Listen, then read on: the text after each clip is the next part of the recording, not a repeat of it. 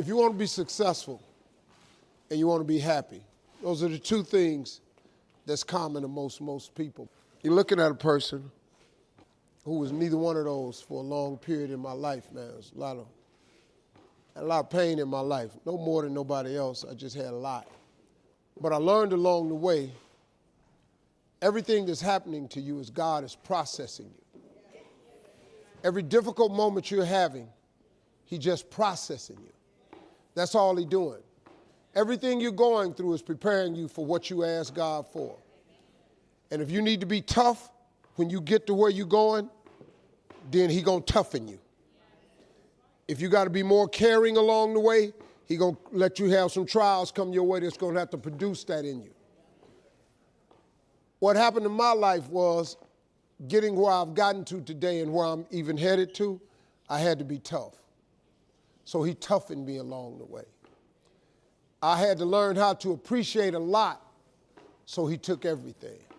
To really understand the value of money, I had none.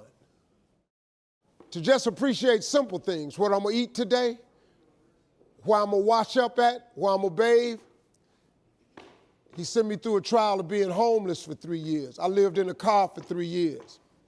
All of that I was going through, that I was tripping with, that I did not appreciate or understand, I understand it now because I'm on the other side of them troubles. And I understand what all them troubles was for. And even though I did not understand or appreciate the route He took me on, it was the route I had to go on. See, the route you on right now is the route you got to take. And it's very uniquely yours. This thing you're going through, this just uniquely yours. You just got to understand you ain't the only one. You ain't the only one going through it. Now, in the order that it's going to happen, it's just yours. See, God made us very different. This God we got, God is amazing. He created you so individually. Do you know that it's close to 8 billion people on earth now? Do you know that it's almost 8 billion people on the earth? Do you know how many billions of people have died? Do you know that if you dig up all them people that have died and all the people that are presently here and every last one of them that He gonna make in the future, not one of you have the same fingerprint? Who do that? Who could possibly be so precise in His infinite wisdom that He created you so uniquely that ain't no two people got the same fingerprint? That's crazy, man. That's real crazy. 8 billion people, you can't duplicate it. The billions that done died, you can't duplicate it. And the ones that's coming will not duplicate it. God a bad boy, man. He's a bad boy. He's a bad dude, man. Everything you're going through is God preparing you for what you asked for. If it's a man, the lack of man is preparing you for one. I'll tell you a true story, man. I knew this girl who was a friend of mine. She was dating this married guy. I said, how can you possibly think God is going to send you the right guy while you dating this married dude? How you think this worked? But they went to the same restaurant, had the same booth for 2 years. They met every week. It's kind of like, remember Billy Paul's old song, Me and Mrs. Jones. We meet every day at the same cafe, 6:30, because I know she'll be there. That was a song. Well, this woman dated this man for 2 years. They went to the same restaurant. He knew the maitre d'. The maitre d' kept the table for him. The maitre d' watched this go on for 2 years. He kind of knew the guy. He wasn't cool, just gave him the right table. 2 years. Just kept on dating this dude. She asked me, she said, Steve, why are you saying God won't send me Mr. Right? I said, well, I'm going to tell you something my mother taught me. I got this little job, right? And I used to come in the house. Every time I got paid, I was saving a little bit so I could get me a new car. And I would tell my mother, who was a Sunday school teacher, I would say, hey, Mama, I'm going to get me a new car. She said, yeah, I know, boy, but your old car is out in the backyard up on the blocks.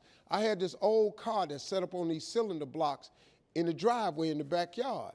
And leaves had got up under it and paper cups and oil stains where I tried fixing it. I just never could get it to working. I used to try to work on cars and stuff, but it just wasn't. It was just an old car. So I get paid again. I said, Mama, I'm going to get me a new car. She said, I know, boy, but your old car outside on blocks.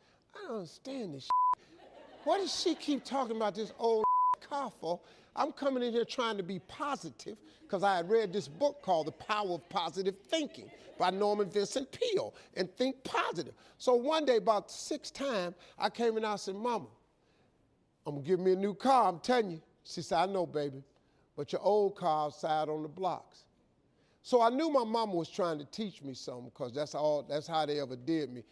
Because that's how I do my sons. They made me a thinking man. They would never tell me nothing direct. They would just throw it out there. So I said, Mama, how come every time I get paid, I try to come in here and say something positive to you about me getting a new car, and you keep telling me about my old car out on the blocks?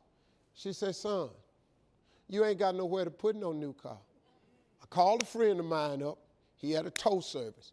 I said, man, $20, I need some help. He came and towed the car away from me. I took all them cylinder blocks down, took all that trash that had gathered up on it, bundled it up, went down to Giant Tiger and bought some little asphalt cleaner and put it down and scrubbed that oil up, made that driveway look new. All of a sudden, the driveway looked new. It was a lot of space in the yard and everything. 2 weeks later, I got a new car. It wasn't new, it was used, but I bought a car. And I pulled it up in the driveway.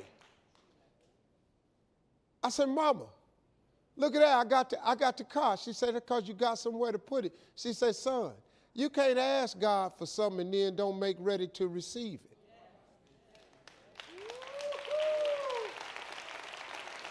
So I told that to this girl. She started crying. She said, oh my God. She said, I ain't ready to receive it. I said, no. You can ask him for it, but until you're ready to receive it, why would he give it to you? Because you ain't going to do nothing but mess it up. She stopped seeing the married guy.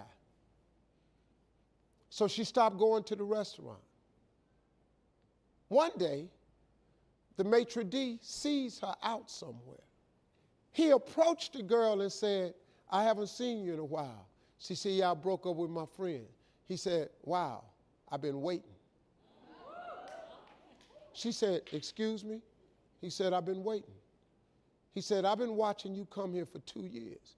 The most beautiful woman I've ever seen. I could not understand why you was with this guy.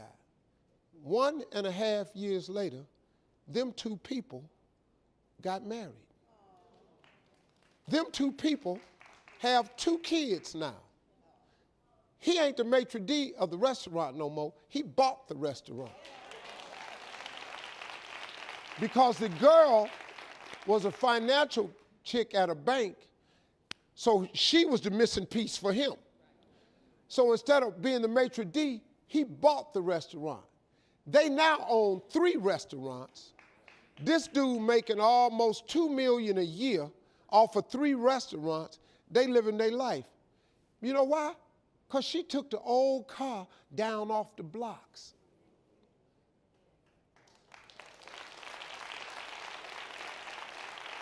So ladies, I ain't saying this about you, but maybe you got an old car in your driveway up on blocks.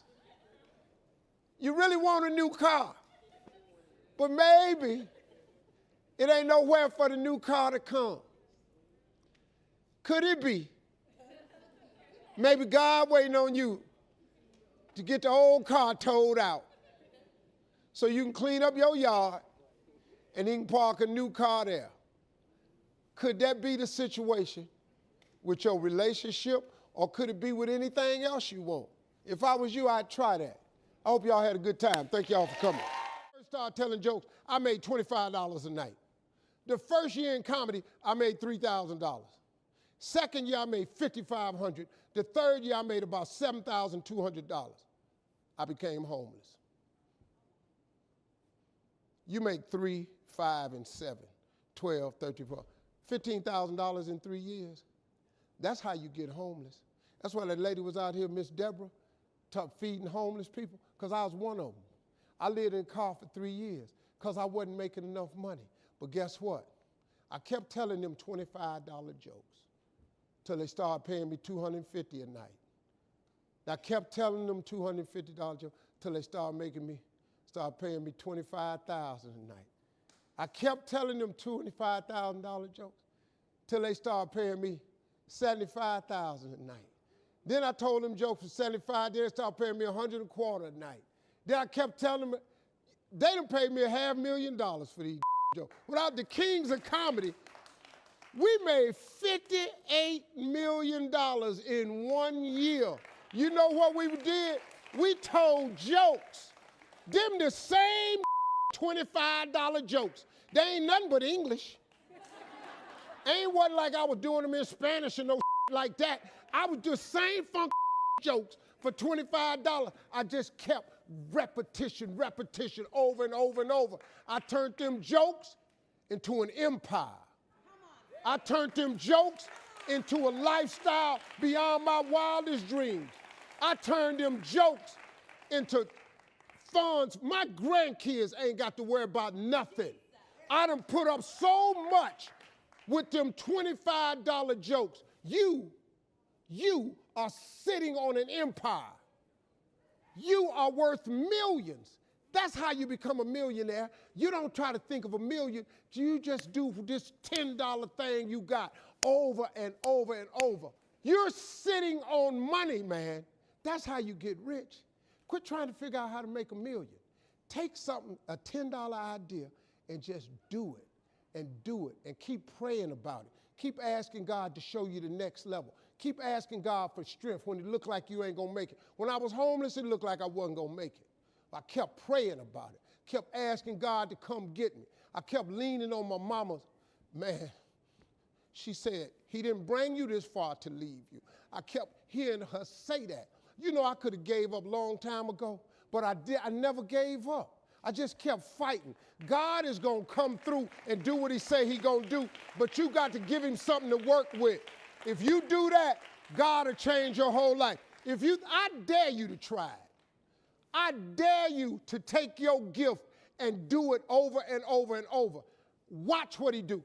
The Bible says your gift will make room for you and put you in the presence of great men. Don't say nothing about your passion or your education. Your gift. If you do that, God will change your life. Thank y'all for coming. Now guess what? The reason I don't know how to make $3 billion and the reason I ain't got to worry about the how, because the how-to is none of my business.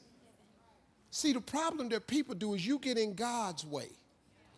See, you tell God what you want, then you mess up and tell him how you want him to do it. The problem is you can't tell God how to bless you. All you got to do is write down what you want. God will give you everything you write down. I'm telling you, it used to be a lot of stuff on here I had to take off. You don't see no cars on here because they all in the garage. I'm telling you, everything I have ever put on this board eventually comes true because the scripture says this: write the vision and make it plain so that he who reads it, that's me reading it, will run to it. And even though it tarry means take a long time. Even though it tarry, wait for it. For surely it will come at an appointed time. You're gonna get it, it's just at the appointed time.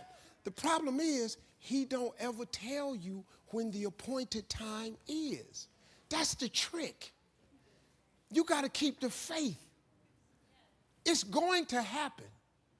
See, my first vision board I wrote when I was 10. I didn't know it was a vision board. The lady asked me what I want to be when I grow up. I wrote, I want to be on TV. I wrote it at 10. I kept that paper till I was 27. I read it. I flunked out of school. I'm on my third marriage. I lost everything twice. I've been living in a car for 3 years. But I kept reading my paper. Guess what? I'm TV star. I'm on TV. This is how this works. Now, I wrote it at 10, but surely it will come at an appointed time. I did not get on TV till I was 38, but my appointed time was 38.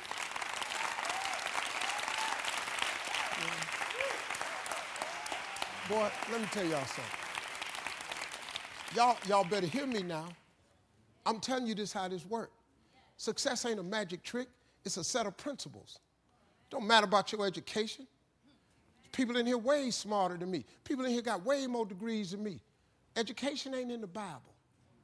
The Bible says a man without a dream or vision shall perish. So guess what? You can't out-vision me.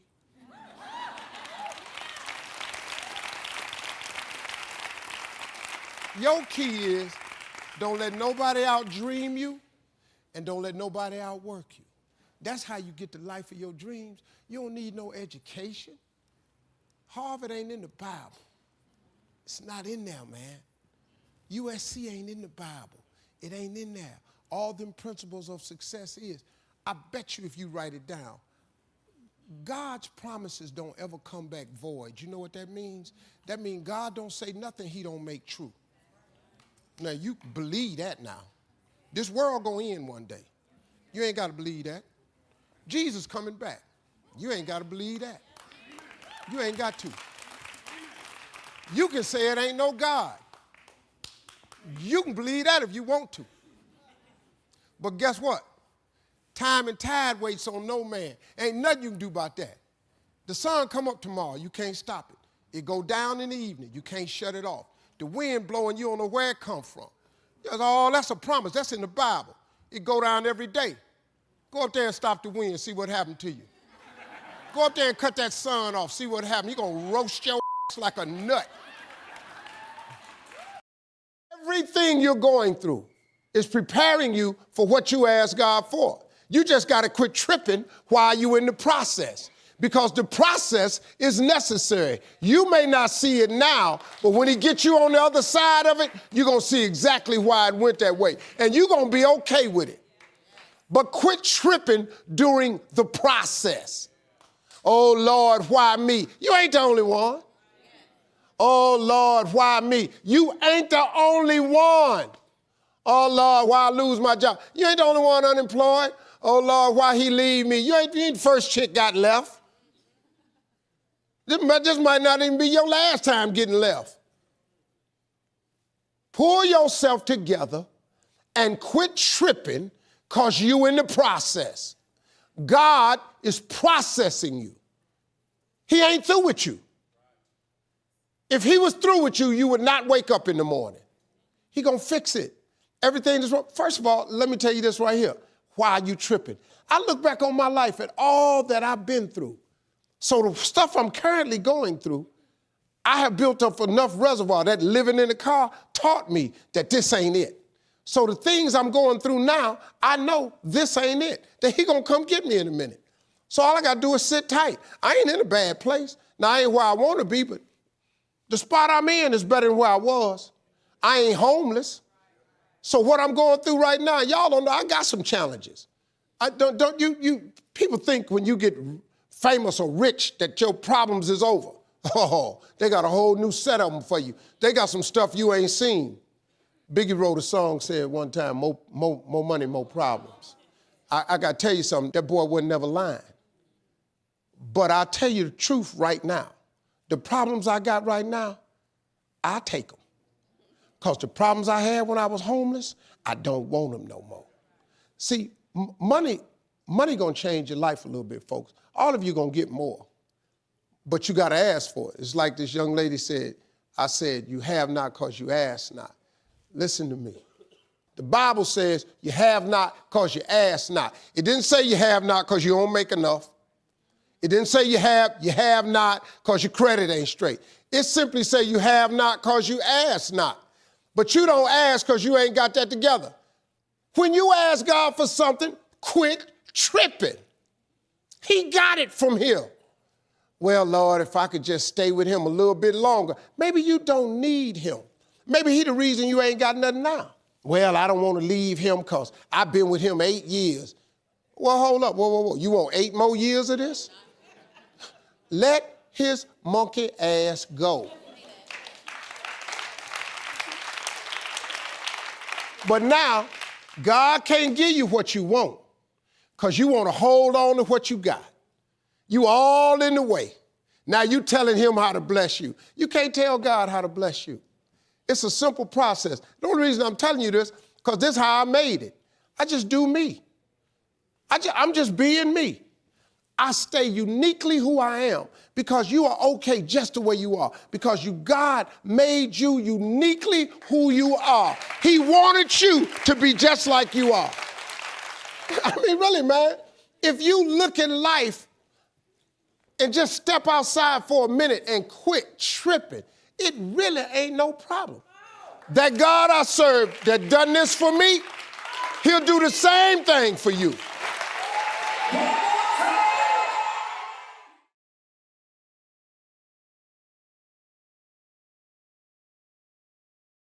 You ain't got to be perfect to have God in your life, because you're not perfect no way. You quit going down to these churches preaching perfection, because there ain't none. I get so amazed at people who come see me, and then I had this one lady sitting up in the audience just with her arms full. I said, ma'am, you're not having a good time? She said, as a matter of fact, I'm not. I said, what's wrong? She said, I'm really disappointed in you. I said, you really? I said, how so? She said, I thought you were a Christian. I said, I am a Christian. She said, but I've heard you use profanity several times. Okay, I'm a cussing Christian. I don't understand how that stops me from being a Christian. I have flaws because I'm a human. Because you might not cuss, but you do something. So what? You don't cuss. You do something. Because there's none perfect, no, not one. So while I'm sitting up here fronting and faking like I'm this perfect dude so I can say I'm a Christian, when all them Christians, ain't nobody perfect. You can't be perfect, man, but you can have a relationship with God. You can sit up and fake the funk if you want to and say you're perfect, but you're not. You're not. Everybody in this room is broken. All us is broken. That's what you need God for, because we all broken. Everybody, I don't care who you are. And it ain't no you more broken than somebody else. You broken. What difference do it make? Somebody told me one time, if it's 3 people on a boat, and a person dive off the boat to swim to shore, and he get 100 yards away from the boat, and he's drowned and sink. Then the next person dive in the water, and he get 500 yards off the boat, but he drowned and sink. And the last man get off the boat, and he dive in the water, and he gets 6 feet away from shore, and he drowned, and he died. Who the better swimmer? Who the better swimmer? Y'all all drown. I don't care how far you go. You can sit up here, man. You can keep talking this perfection thing as you want. You get as close as you want. We all gonna come short when it comes to perfection. Look, form a relationship with God just the way you are. God take you just the way you are. Matter of fact, God shape you up just like he needs. See, he take dudes like me. He take old hoodlum dudes. And he, like you hear people, they say they got saved and they got washed white as snow. You hear people say that? I ain't get that version. I just got rinsed off. When I looked up and got saved, I still had dirt on me. Now, if you got the whitest snow version, congratulations. But that ain't really how it go. God take people like me. I'm an imperfect soldier for Christ. And he allows me to say some things on his behalf. And you may not like the way I say it. You might not like my method. But I'm just telling you the truth, that you can be an imperfect person and have a relationship with God. That's all I'm trying to tell you. You ain't got to believe that. Because once again, I'm not in the soul conversion business.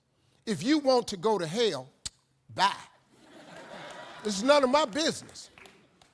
But if you're struggling and you're looking for a way out and you lost a little bit, I'm telling you that God is in the forgiving business, that God is in the get your life together business, that God is in the make your dream come true business, that God is in the accept you as you are business. You can't fix yourself. If you could fix yourself, wouldn't you have done it by now? You can't fix yourself, but he can. God took somebody like me and turned me into something. And I'm telling you right now, I have no business even being here. If it wasn't for God's grace, I can't even explain my career to nobody. I can't even, somebody asked me, they ask me all the time, how you get all these TV shows? I can tell you flat out, I have no idea. Because all I asked for was one. I'm telling you the truth, I just wanted one. You know how hard it is to get one show in Hollywood? Come out here and try to get a TV show. You know how hard that is? I got 8. You know what that is? That's called grace. That's God's unmerited favor. That's because, man, if you ask God for something, he'll do exceedingly abundantly over all you think or ask. And all you got to do is honor him. So I'm standing here honoring him. And the reason I'm standing here, because when I was homeless and I had nothing, I told God, if you let me make it, when I get there, I'm going to tell everybody about you. So I'm telling you about him. You ain't got to believe me, but I'm holding up my end of the deal. I appreciate y'all coming. See y'all. I mean, people are funny, though, man, the way they try to do business. Hollywood is an ugly business, man. It's not anything like any other job. They do what they want to do. And they make up a reason. And a lot of it can just, guy just don't like you. But the one thing about me, man, I've always been resilient. I've never been afraid to reinvent myself. And here's the key for everybody. When someone closes a door in your face, all you have to remember is when God allows them to close the door in your face, all God wants you to do is walk up the hall. It's some more doors. You just got to walk up the hall. Because I can promise you, he got a better door that he wants you to go through than the one that got shut in your face. That's a fact. That's a fact. But what happened to people is they stand there beating on the door. Open it back up. We're going to do a write-in campaign. Where are you leaving? I got to have my job. What about my benefits? Hey, stop. The door is closed for a reason. Because God just wants you to walk up the hall because he got another door. It's bigger, and when you open it and get behind it, you ain't going to believe what's back there. But you will never get to it if you stand in front of that door crying. Please open it back up. Help me. My family's... Stop. Go up the hall, man. These people that close doors in your face, they ain't the only door. They ain't the only door. God is the creator of all doors, man. I'm going to just go see what else he got for me. I don't even worry about that.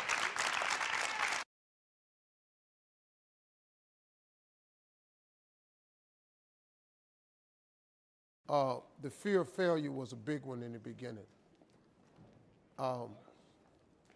Because what happened to me was I was 27 years old and I was like miserable. And, I just kept trying to figure out what my life was for. Because I discovered something that the 2 most important days of your life are the day you're born and the day you discover why. And at 27, I just hadn't figured out the why. And I walked into a comedy club October 8th, 1985. First time ever in a comedy club. Didn't even know comedy club existed.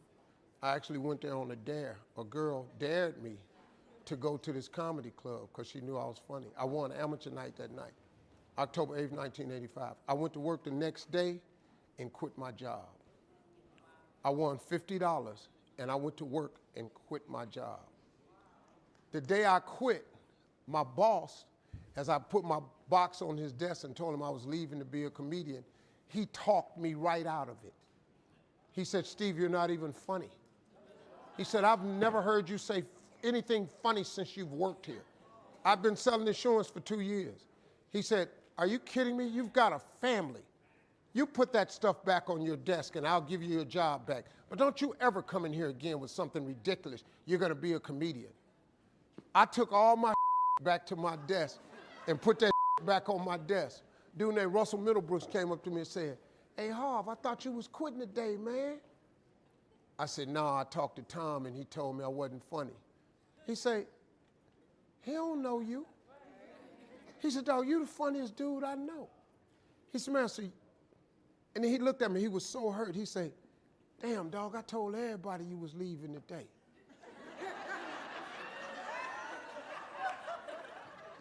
He said, man, I can't believe you letting that tell you what to do. And he swole me back up because I had been deflated. And I took that box right back in. I said, Tom, hey man, I'm really funny. I'm gonna make it. He said, I'll tell you what, you leave out this door, don't ever come back in here again. So I tried to shake his hand. I said, I'm not shaking your hand. I said, you're making a huge mistake leaving your family out like this. He was right. I became homeless. And I made a big mistake. And was right. I became homeless. I lived in a car for 3 years. Probably about 20 years after that, he was at a show. And he said, I came to the show, I saw this Steve Harvey. He said, I couldn't believe it was you. He was backstage, he said, oh my God, I always knew you were gonna make it. I said, man, me and that dude, man. But that was, overcoming that was my biggest. And then none of my family believed in me. The only family member I had that thought it was a good idea was my father. Because my father was really funny. He just grew up in a time for blacks that was very different. And he just said, son, if you think you can make it, get on out there and get discovered. My father was born in 1914. It wasn't good. My grandfather was a slave. My grandfather was born into slavery. My grandfather was a slave till he was 12. So my background of people becoming successful was like, and my dad was the only one who believed in me. Everybody else told me no. Laughed at me, all kind of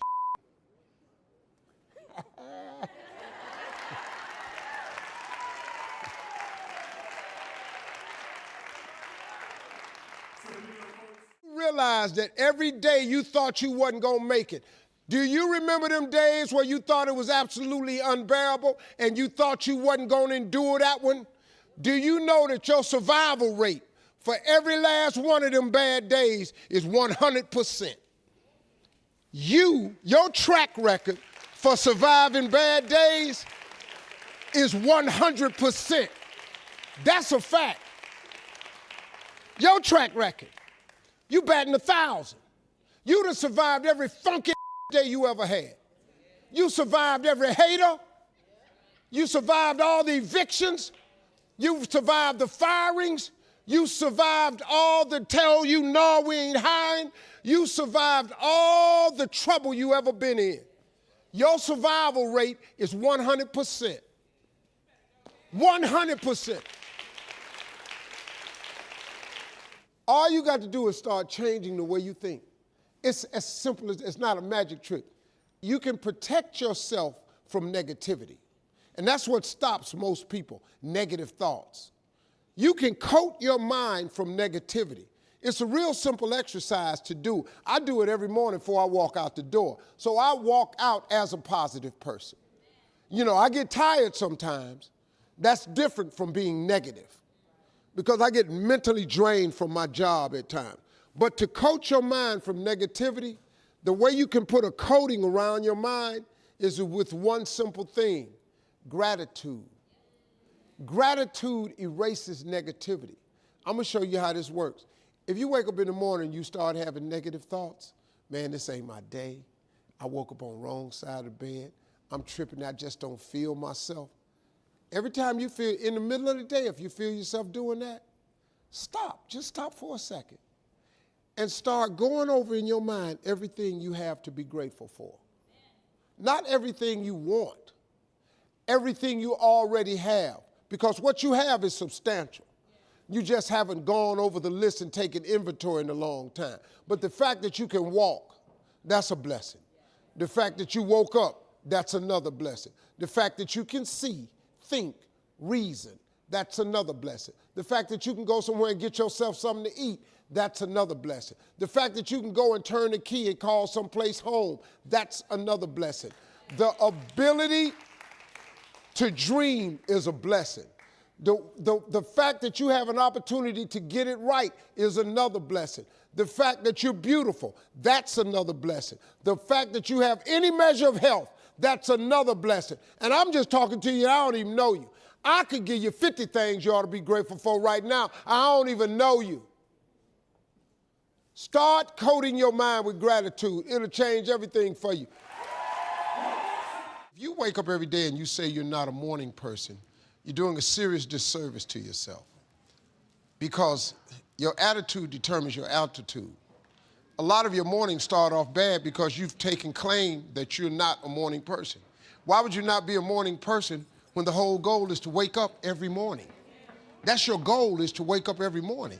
You got to be a morning person. Here's what happened. I was selling Amway. I got into Amway. Amway taught me a lot about positive attitudes. First self-help books I read. And this guy was a sponsor of mine. He lived in Rochester, New York. His name was John Walker. And I was laid off, man. Got laid off from Ford Motor Company. I'm 22 years old. And I'm sleeping. And he would call every morning. And I'd pick up the phone. Hello? Steve, how you doing? John Walker, man. How's you doing? Having a great day today, man. Great to be alive. What are you doing? I said, man, I'm asleep. He just hang up. Next morning. Hello. 5:30, 6 o'clock. Hello? Steve, John Walker, man. How you doing? Hope you have a great day, man. Love talking to you. You okay? Yeah, John. Click, he hang up.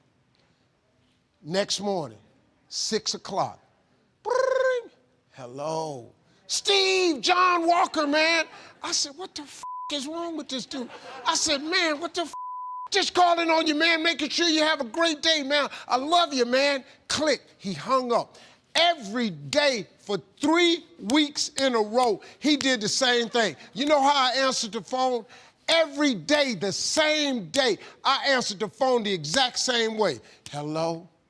Finally, after about 3 weeks, the phone rang. I said, hello? He said, Steve, why do you answer your phone like that? I said, what, man? I'm asleep. He said, no, man. You got to be in the life-changing business. People have got to look at you like a light. Something should be in you that shows other people that there's hope. He said, you don't know this about yourself, but you're going to be that person one day. And you got to start preparing for what you want to be. I said, man, I'm not a morning person. He said, yes, you are. He said, because you're going to wake up every day for a long time. He said, man, don't ever do that, man. At least let God know you're glad you're alive if you don't let nobody else. And he hung the phone up. Man, do you know I couldn't even go back to sleep. So the next morning, about 4:30, I done got up. I'm sitting on the edge of my bed. You better not call this phone right here. Hello? Steve, hey, John, this is Steve Harvey, man. I'm up, I'm having a great day, man. He said, that's what I'm talking about, hung up. The next morning, he called right back, 5 o'clock. Hello, is this John Walker? It sure is. This is Steve Harvey, man. Boom.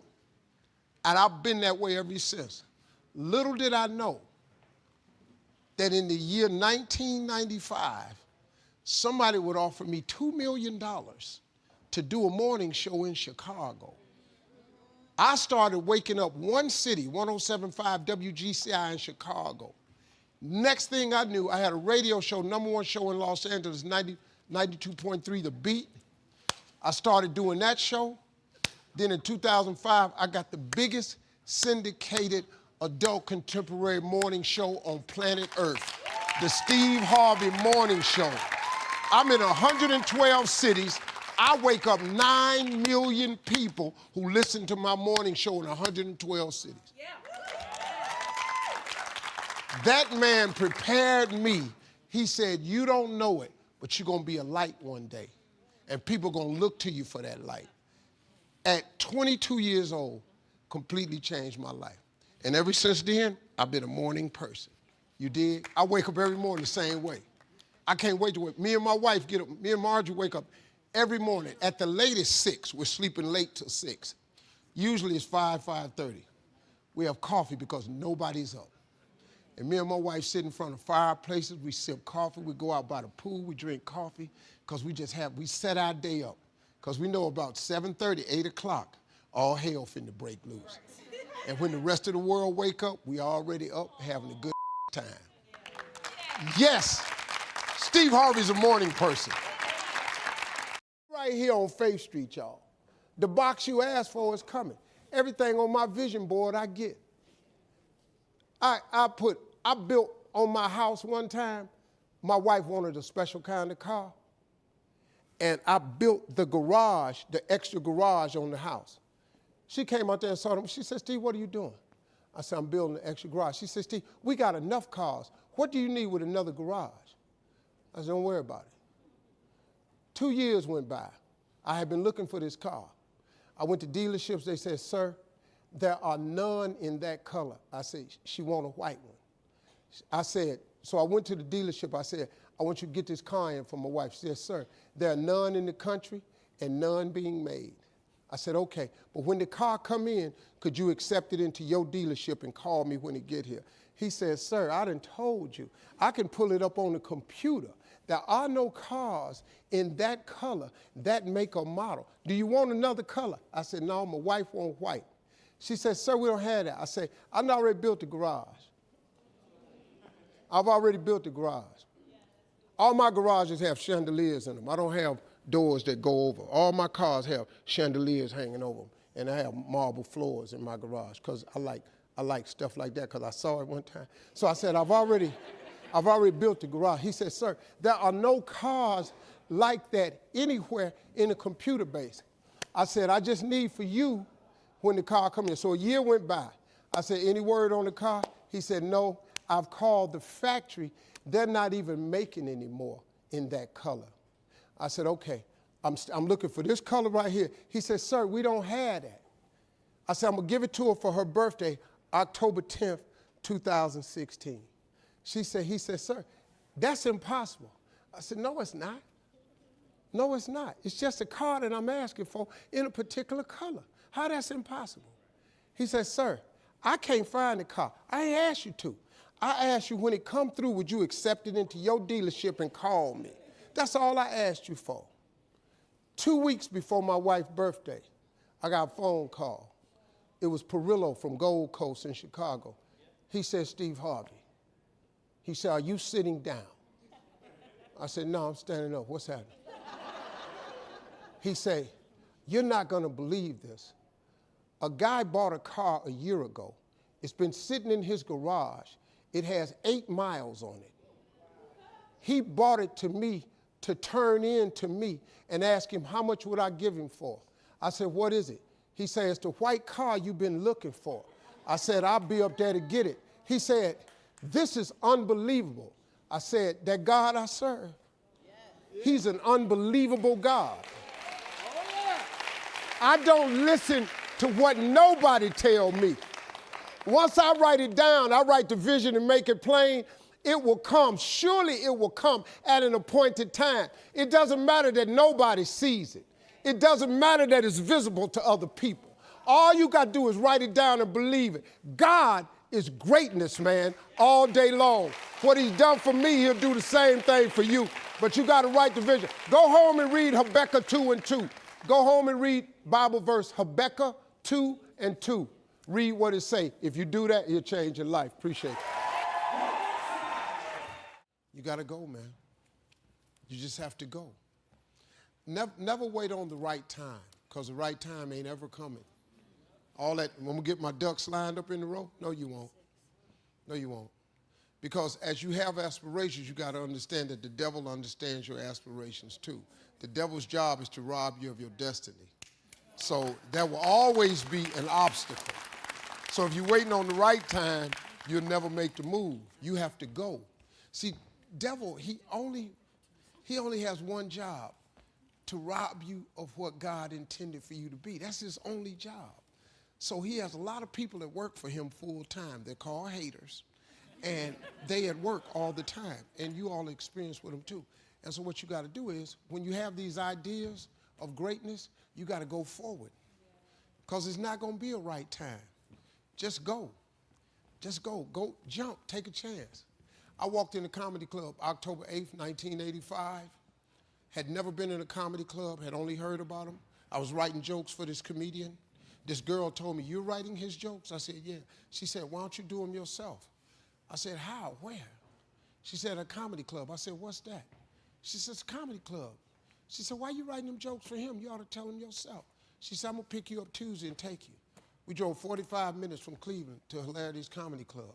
I signed up for the following week. 9 guys went up. I was just staring at them. She said, how come you're not laughing? Because I was just staring at them. Because every joke they told, I knew what they were going to say, and deeper than that, I knew what they should have said. And then when the 10th person came up, they called his name, and he wasn't there. He got scared and left. So they said, we're going to go to next week's list. Is Steve Harvey still here? And I looked at her, and I said, man, this dude in here got the same name I got. She said, you know what, you a stupid. And he said, Steve Harvey, you here? Come on up.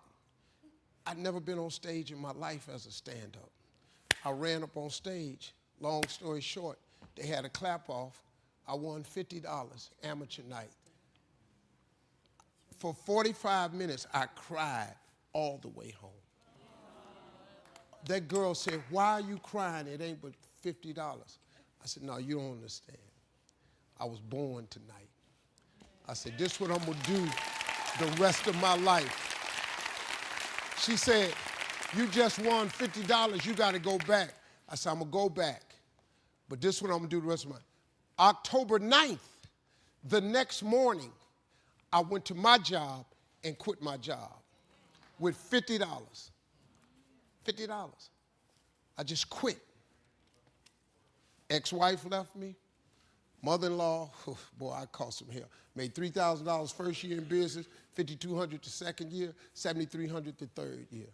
Became homeless, lost everything I ever owned, lived in a car for 3 years. I kept telling them jokes. My father was the only one who believed in me. My mother, my brothers, sisters, all my friends, man, get out of that, man. You ain't making no money. You can't tell no jokes. I just kept on. I just kept on. And I'd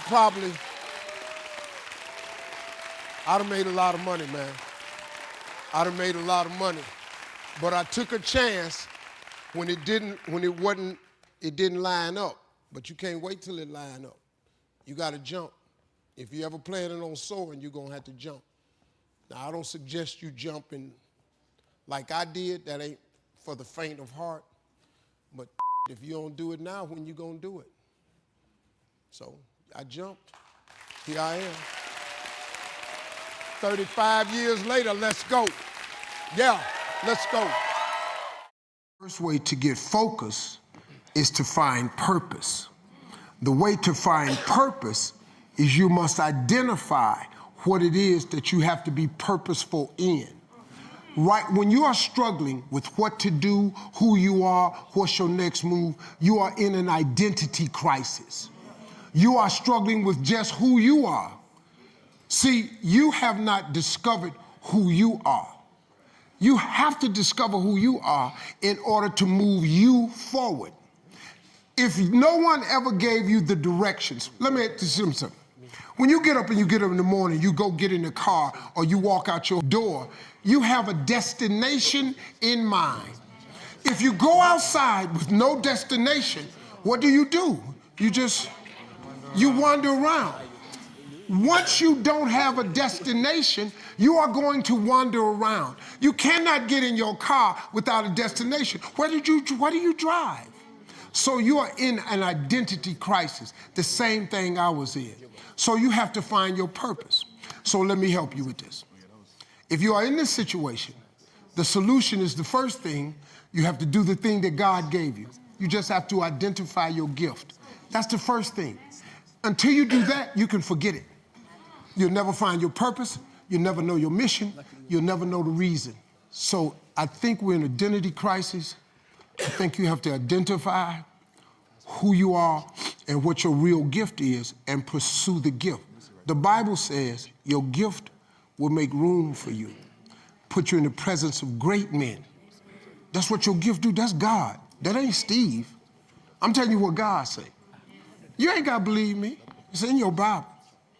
I'm just telling you the truth. I identified my gift. See, that's why when he says, Steve, you can sing. Whoa, hey, hold up, man. And that's not what I do. I've identified my gift. I'm in the joke-telling business. Your gift is like a tree trunk. Your gift is the trunk of a tree. On a tree, it has many branches. Now, because my gift is comedy, that's my tree trunk. That's what I was made for, the gift. Two things. Your career is what you paid for. Your calling is what you made for. So God took this tree trunk and made a lot of branches. Comedy made me a movie, a TV star, a radio star. I can write books. But then what he made me for was to motivate people, to change people's lives by sending me through a process that was so hard for me to overcome. When somebody like you stands up and asks me a question, I know the answer without even thinking, because I've been processed. I've been homeless, so I know exactly what you're feeling. You feel me? Listen, man, like I told all my kids have a college education. I told them all, I don't care what you get a degree in. Until you follow your dream and connect it to your gift, you'll never be happy. You'll never be happy, man. I just got to tell you, you got to chase that dream before you die, man. You should go and live your dream. Just go see. God puts your real life in your imagination. That's where your real life ain't in your present circumstance. Your real life is not in your current situation. Your real life is not in your paycheck. Your real life, he tucks it away in your imagination. Albert Einstein said, imagination is everything. It's a preview to life's coming attractions. Everything you imagine is a preview to a coming attraction. Once you understand that and quit looking at your imagination as hocus pocus, it opens up a wide range of things and possibilities. And God puts your real life in your imagination. Listen to me. This is serious what I'm telling you. Don't you think it's nothing else. Imagination is everything. It's the preview to life's coming attractions. That simply means everything that's in your imagination is a preview of a coming attraction that God has for you. That's why he puts it in your imagination. That's why when you tell your imagination to the wrong people, it don't go nowhere. You ever had something you thought was a brilliant idea and you took it in there to your family and your loved ones and they shot it down? You know why they shot it down? Because they couldn't see it. Because God didn't put it in their imagination. He put it in your imagination. If you want to kill a big dream, tell it to a small-minded person. That motherfucker die like that. It'll just die. I walked in that house, man, and told everybody I was quitting my job to go be a comedian. Everybody in that house shot that down. My ex-wife shot it down. Her mother-in-law shot it down. My mama shot it down. All my friends shot it down. My brothers and sisters shot it down. Don't you quit your job, go be no comedian. You can't make no money telling no jokes like that. It's 1985. Who you think you are? If I had listened to them, I wouldn't even be here today. But I didn't listen because it was evidently clear to me. God had put it in my imagination that one day I would be on stage. That was an old song that the Temptations had. It was written by Donny Hathaway, and it's called A Song for You. And one of the stanzas in the song I used to sing as a little boy. I've acted out my life on stages with 10,000 people watching, and we are alone, and I'm singing this song for you. I used to always imagine myself in front of 10,000 people. Man, I'm one of the original kings of comedy, man. You know how many people I done been in front of? I done told jokes in front of 44,000 people before. But if I had listened to my mother, who was saved and a Christian and a Sunday school teacher, if I had listened to her, I wouldn't have quit my job. All my brothers, everybody told me, you can't go be no comedian. I left anyway. I won amateur night on October 8th, 1985. I won $50. I went to work the next day, October 9th, 1985. Quit my job. Everybody in my neighborhood called me a fool. I send planes, pick all of them up, take them to shows and now. All of them. All of them.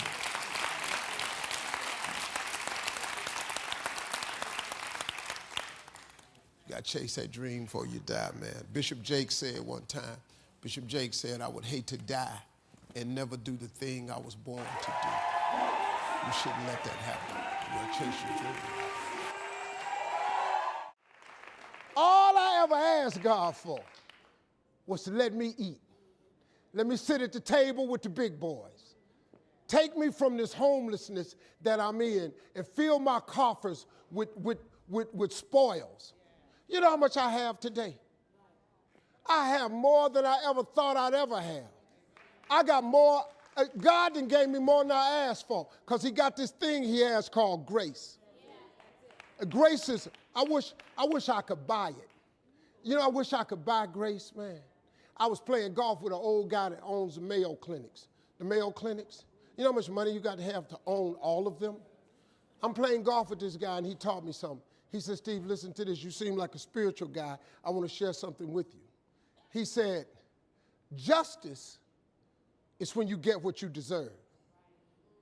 Mercy is when you don't get what you deserve. He said, but grace is different from both of them. Grace is when you get what you don't deserve. Do you understand that? God has this thing that he passes out called grace. You ever heard old people say, all I want is a little more grace? Because guess what? He passes it out and he gives you things you don't deserve. I do not deserve this life I have. I'm just telling you flat out. The money I make, where I live, what I drive, how I travel, how I vacation, I don't deserve it. I work really hard, but I really don't deserve all this. I don't. I ain't that good a Christian. I'm telling you flat out, I don't deserve it. But he gave me grace. He let me survive homelessness. He brought me from dark, man. I've been out. Y'all don't know. I've been in it, man. I'm so grateful that God let me have this life he gave me that I don't even know what to do. Do you know when I was homeless, I told God every day, if you let me make it, when I get there, I'm going to tell everybody it was you. Well, guess what? I'm telling you that it was him. I have no education. I ain't got a degree of any kind. What you see today is a boy that come out the bottom who believed in him when it wasn't no sign of me getting over, who kept doing this thing that his mother taught him. She said, when it get dark for you and you can't find your way, and boy, I was lost. She said, don't forget to pray. Don't be ashamed to pray. And don't ever be too proud to pray, because prayer changes things. You have got to pray. You know what you ought to get? You ought to create your relationship with God. Because if you do that, he's going to put some grace on you. And he's going to give you some things you don't deserve. Then you won't need no education. You won't need to go and complete the program no more. You ain't got to go over here and ask nobody will they hire you. God takes you to places that you never ever thought you go. I never saw myself here. But that God I serve, he saw me here. And he put me here. And all I'm doing right now is telling you that with God you can make it. I don't know why he had you come to this show. I don't know why I'm telling it to you like this today. But if you ain't ever tried God, listen to me. You should try him. Because he's very available to you right now. He don't love me no more than he love you. If God can pick me up, and you have no idea who you're really looking at. You don't know what I've done. If God can change me, he changed anybody in this room. God is good, man. Give God a chance. I appreciate y'all coming.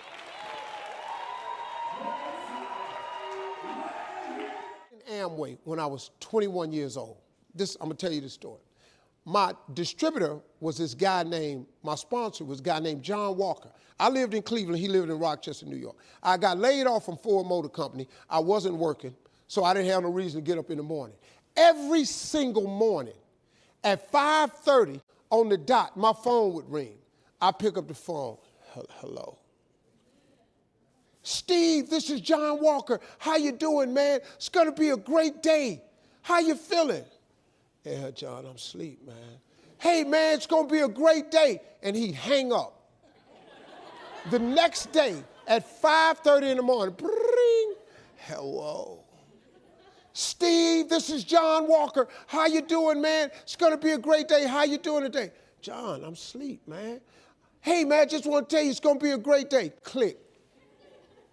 Next morning, bring, hello. Now, I'm mad now. You know, this been going on a couple weeks, and I kind of know who it is. He didn't change a damn thing. Steve, John Walker, how you doing, man? It's going to be a great day today. Man, I was so mad, man. I hang that phone up. 37 days in a row, he called me the exact same way because he was teaching me something. I didn't know it, and every single day I picked the phone up. Yeah. Steve, John Walker, man. This man. Yeah, John, yeah, it's going to be a great day. Click. And then one day, the 38th day, he told me how many days it was. He kept record. He picked up the phone. He said, I said, hello? He said, hey, Steve, it's John Walker. I said, yeah, man. He said, man, can I ask you something?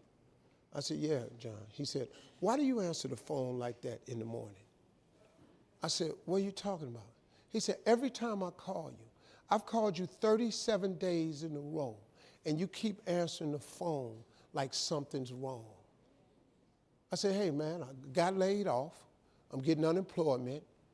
You know, I ain't got to get up early, man. I said, what's up? He said, I'm really disappointed in you, man.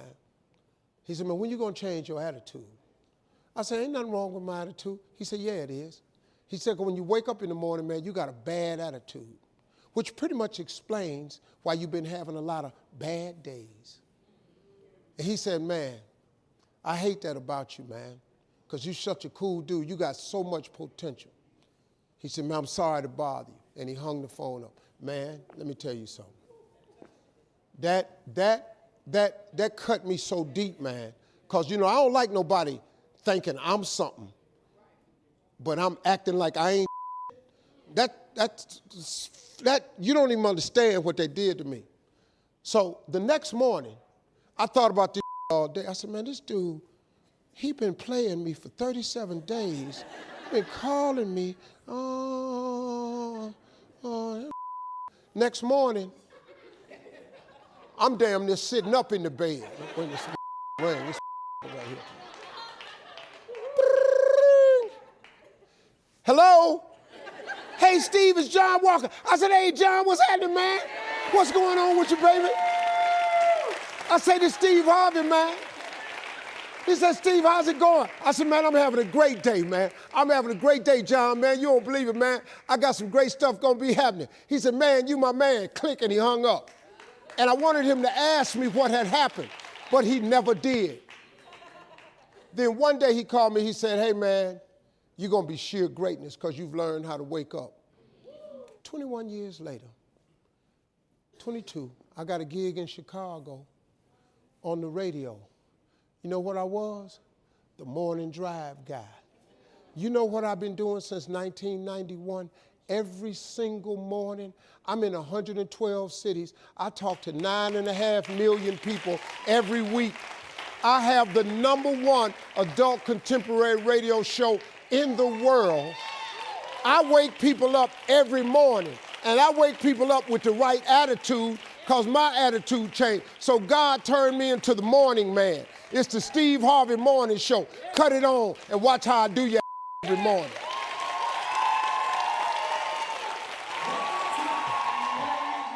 Here's the deal. When you have a massive goal, something that's big, you must first make it something that not reaching it is unacceptable. Me not being who God made me to be, me not living my dream was unacceptable for me. Now, when you get faced with a challenge like living in your car for 3 years, what happened was I had a dream that was so big, my dreams were bigger than all my problems. You know what I'm saying?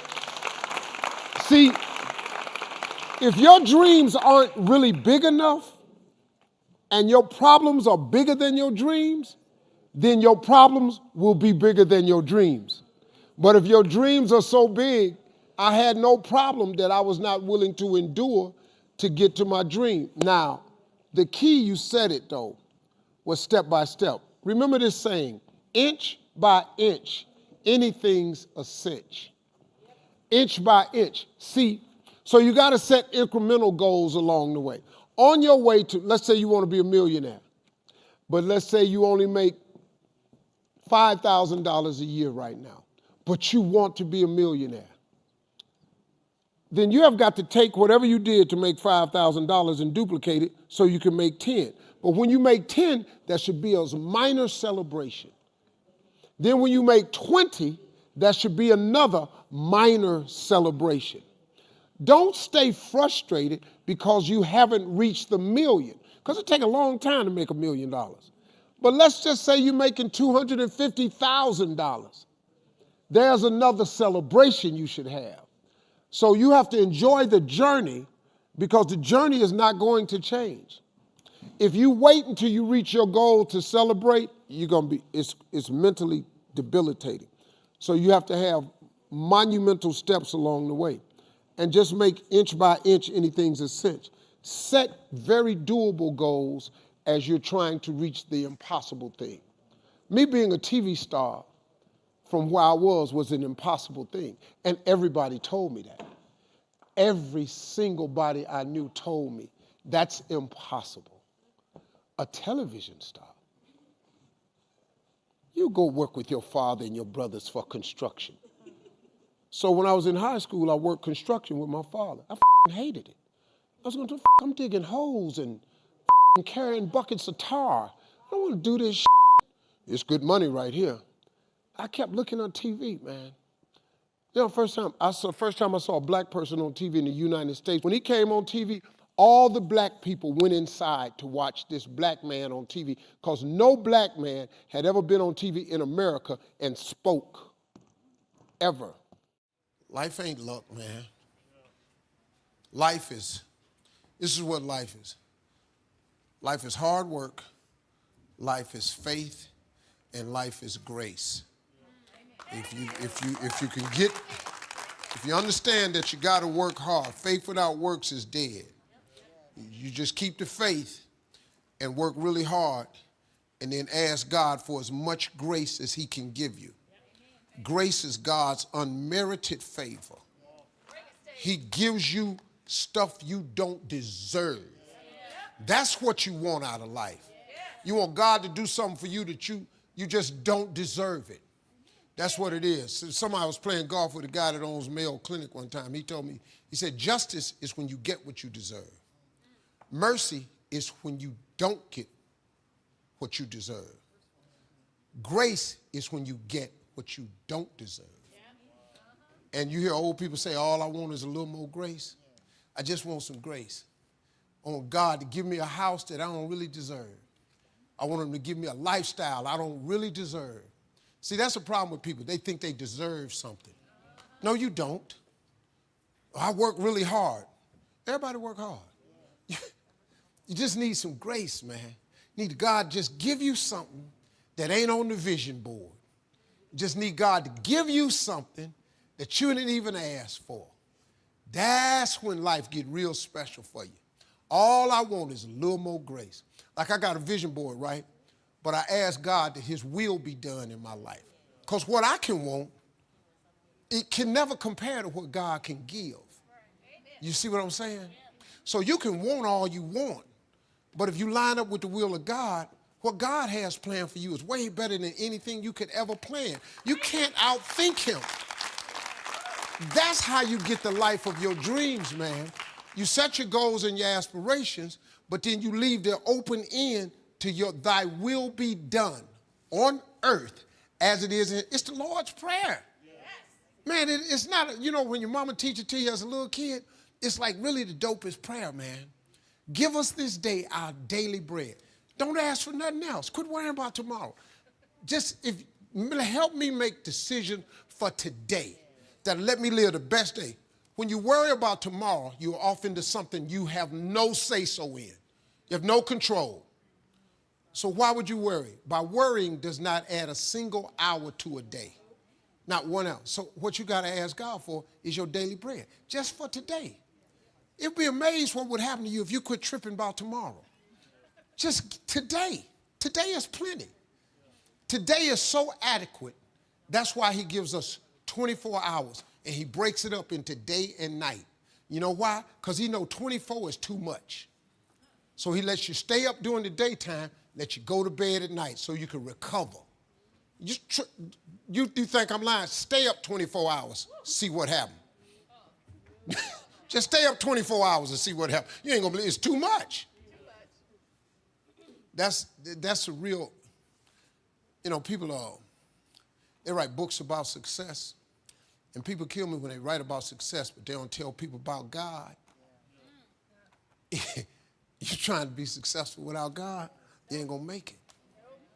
You can try, but you're not gonna make it. You might make it a little way, but you can't stay there. It's not sustainable. You have to have faith, man. And I was talking the other day, and a lady in the, not this year, but a lady in the crowd said, I don't believe in God. Okay, well. Clear it out, please. I didn't know you was coming, so. I'm just talking to the other people in here who get it. If you're an atheist, I don't care. That don't bother me. So he told me, well, as a Christian, it's your job to convert. I'm not in the conversion business. I ain't that good a Christian. You don't believe in God? Go to hell. I ain't got no problem with that. You want to go to hell? That's you. Go knock yourself out. It's plenty of room. But I got news for you. Hell gonna be packed though.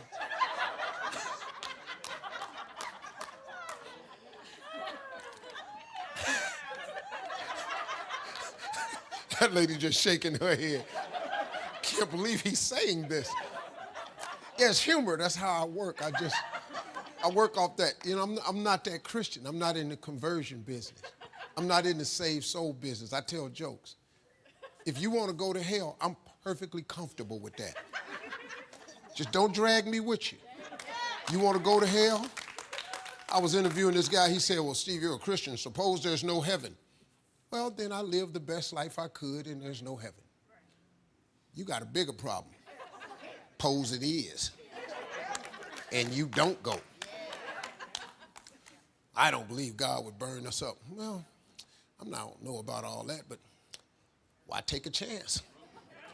Heaven, streets of gold, some wings, flying around. You know the real reason I want to go to heaven? Because I want to see my mama. That's all. Faith. You ain't got to be that smart. I flunked out of school. I ain't got no degree in nothing. You got to identify your gift and go do what you gifted at. You ain't got to be smart. You don't got to have a degree. You don't have to go to UCLA or none of that. You could be highly successful and go to no school. Mark Zuckerberg, Bill Gates don't have a degree between none of them. They got more degrees working for them than a thermometer. Just go follow your dream, man. Go make your life happen. My whole career is dedicated to all my punk teachers that told me, sit down, acting a fool. You ain't gonna ever make no money acting a fool. It's all I had. I just used what I had. Identify your God-given gift and go on get your life. Quit tripping because you don't have what a group of people told you you need to be successful. If you're not a degree person, you can go to school all you want. If that's not in you, how you gonna get a degree? Quit letting people tell you the route to success when clearly God created you to be different. Just go that route. All my friends got college degrees, all of them.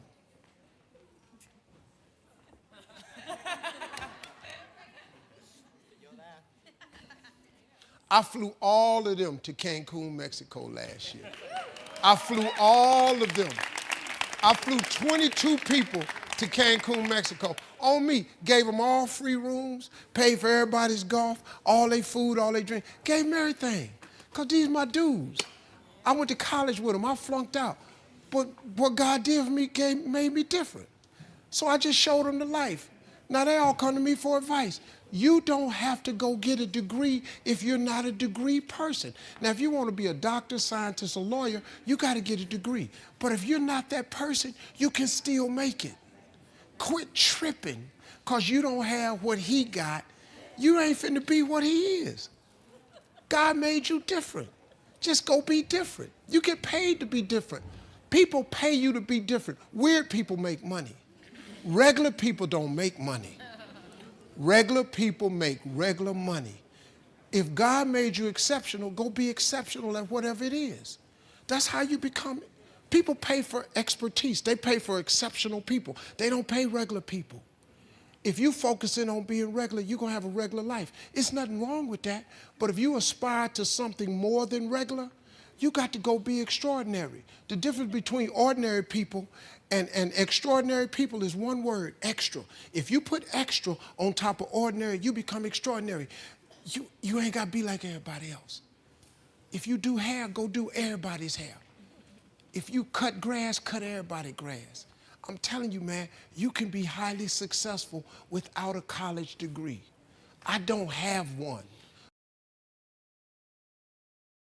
To me, it's just, what do I really think? I'm going to give you my honest opinion. And then, you know, if you don't like that, tune in tomorrow. That's the thing about opinions, man. Everybody's entitled to them. I was watching Joel Osteen on TV one day, and he said, people's opinion of you is none of your business, nor should you make it yours. You get in a lot of trouble worrying about what somebody think about you, when really, what difference do it make? Whether they wrong or right, what difference do it make? The majority of people who have a negative viewpoint of you really don't even know you. What I found about being successful is, it wasn't me who changed. It was people's opinion of me that changed. You know, I got more, but I'm the same dude. But your opinion of me has changed. Now you think I'm all that. When in actuality, I really am humbled by all this. I really can't believe God let me have this. I really do understand that I am here but by the grace of God. I'm clear about that. I am so clear about that. It ain't me. It's not me. See, I know the decisions I made, and I know how it got me where I got to. I know how my life turned out when I gave it over to Him. I gave my life to God. Now, I may not be the Christian you think I ought to be, but once again, your opinion of me, it doesn't matter to me. I've just learned not to allow people's opinion of me to bother me or stop me. Publicly, man, I've been ridiculed and ate alive on that internet. You this, he think he this, I can't stand him. He this, he that. You know, I've been everything on the internet. I don't care. When you get through reading that stuff, cut your TV on. Turn it to almost any channel you want to. 7 days a week. The little dude that you keep hating on, that God I serve, he ain't hated me yet. He ain't hated me not now time. And I've discovered something. Look, man, what God got for you, nobody, no hater, no employer, no co-worker can stop nothing God has for you. God is in the blessing business, but better than that, He's in the forgiving business. See, if God wasn't a forgiving God, I'm not here today. But God had to forgive me over and over and over and over and over and over and over. I can't count the times He done forgave me. See, I just never let my failures define me. See, when you make a mistake, just get up and go again. What you tripping for? I made public mistakes, man. Let me tell you something, man. When on Miss Universe, I have to apologize. I took that myself. You know how many people wrote me off? You know how many letters I got from TV execs? We're proud of you for doing the right thing, but oh my God, a horrible mistake. I hope you're gonna be okay. You hope I'm gonna be, what, my career over because of that? People wrote me off. You know what, I just got up. I kept coming to work. I'm back. I just kept coming. I kept showing up. Because eventually, well, what you gonna do? The time has come. You know, my father used to always tell me something. You're gonna either get over it or die mad. You got two choices. You can get past it or you can die mad. Now, if you wanna die mad, carry your ass on and just die mad. But God forgave me, so I got up and I kept going. Your mistakes don't define you. Life is 10% what happened to you, is 90% what you do about it. I just stood up like I had some dignity. And I just kept performing, kept telling jokes, kept entertaining people. To the part now where it don't even matter. That pageant is the biggest pageant they've ever had. Everybody tune in and see who the I'm gonna say this year.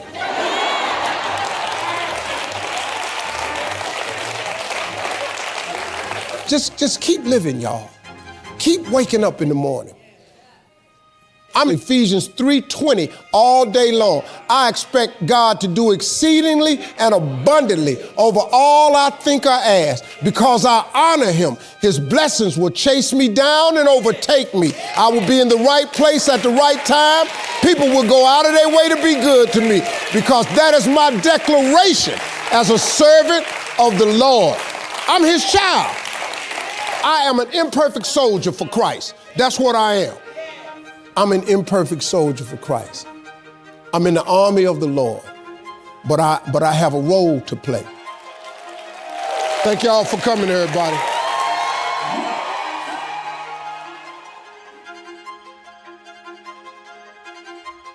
Many times has God showed you something in your imagination that you thought was so wonderful. And then you took it in there to your family and your friends and you shared it with them and they shot it down. You know why they shot it down? Because they couldn't see it. You know why they didn't see it? Because God ain't show it to them. He showed it to you.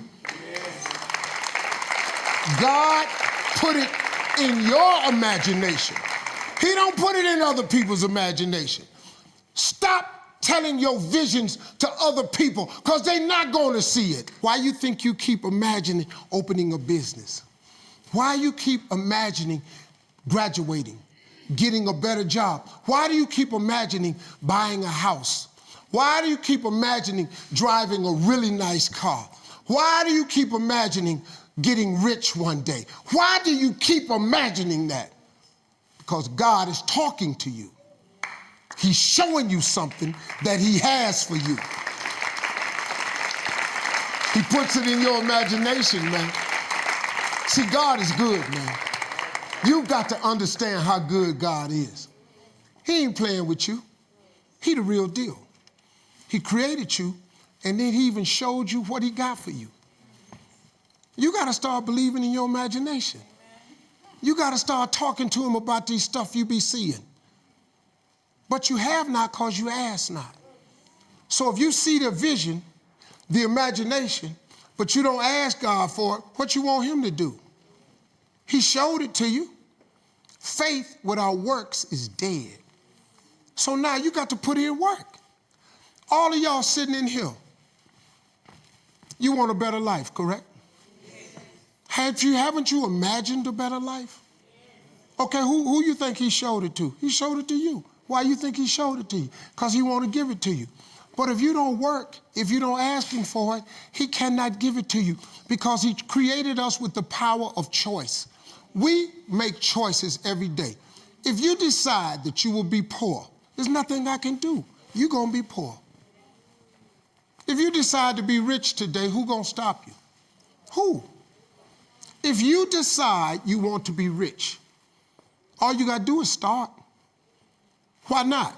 Who's going to stop you? Unless you tell it to the wrong person. Mama, listen to me. I'm going to be rich. Ain't anybody rich in this family. Go in there and sit down somewhere. Get yourself a good job. Oh, mama, you must be right. No, mama could be wrong.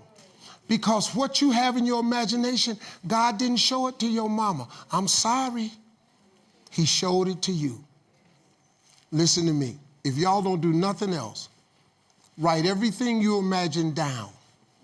Write it all down. Pray about it and watch what happens. Watch what happens. Because let me tell you something. If God can fix me, You have no idea who you're looking at. You have no idea what I've done. You have no idea what I've been through. You wouldn't even talk to me if you knew what I had to do to be here. But God is in the forgiving business. God is in the get your life together business. God is in the turn it around business. God is in the saving business. God did all that for me. So I'm telling you right now, if God can fix Steve Harvey and turn him into this, I bet he can turn you into that. All right, thank you. You can take a sentence or a thought and make it comical. Now, one dude told me once that, yeah, well, I hear you saying it, Miss Harvey, but you ain't funny to me. I ain't got to be funny to you. You've never bought a ticket to see me. No, I haven't. I still made it, though. It doesn't matter what nobody else thinks. What they got to do? I don't think you funny. Listen, let me tell you something. If you can think of something to get $10 for, I bet all of you have something that God has gifted you with that you could convince somebody to give you $10 for. I'm gonna show you how to become a millionaire. All you need is to have one thing that you can get $10 for. I don't care if it's cutting hair, cutting grass, painting, babysitting, typing papers, walking dogs. I don't care what it is. Just get somebody to give you $10. All I want you to do is do it and get $10. After you get the $10, I want you to do it 10 more times. That's all. You'll have $100. Now, when you get that $100, whatever you did to get the $100, I want you to do it 10 more times. You're going to have $1,000. Now, get a little tricky now. Whatever you did to make the $1,000, listen to me close. What I want you to do is do it 10 more times. That's what I want you to do. Don't change shit. Just do it 10 more times. You'll now have $10,000. Now, there's where you got to start using your faith. After you make $10,000 with this $10 idea, all I want you to do is do it 10 more times. Just 10, whatever you did to make the 10,000, do it 10 more times. You're going to have $100,000. Here's the trick of tricks. Once you make $100,000, you're going to have to hire a few people. And all I want you to do after you make the $100,000, same thing you did to make the $100,000, I just want you to do it 10 more times. Congratulations. You are a millionaire. That's how it's done. These jokes I'm telling right now, these $25 jokes. My first gig paid me $25. These the same jokes. This just English. I ain't learned how to do this in Spanish or none of this. I just kept telling these jokes in English. 10 more times, 10 more times, 10 more. Till they started paying me $25,000 a night. Then they started paying me $100,000 a night, $150,000, $250,000 a night. I made $500,000 telling jokes in one night. They're the same jokes. I just kept telling them over and over and over and over and over. $25 jokes repeated on a 10-time multiple. You could be a millionaire babysitting. You could be a millionaire doing eyebrows. You can be a millionaire cutting grass. You could be a millionaire as a barber, painting houses. You already have the gift. God has already given you the gift. He gave it to you at birth. You was born with it. God ain't never created a soul he didn't give a birth to. That he didn't give a gift to at birth. You sitting up in here, if you're poor today, it's because you tripping. You just tripping. You done talked yourself out your God-given gift. You done got some funky job somewhere and tried to act like you was happy with it. Now they done furloughed you, now you disappointed. You ought to be jumping for joy. Walk your up the hall, go take your gift God gave you and turn yourself into a millionaire.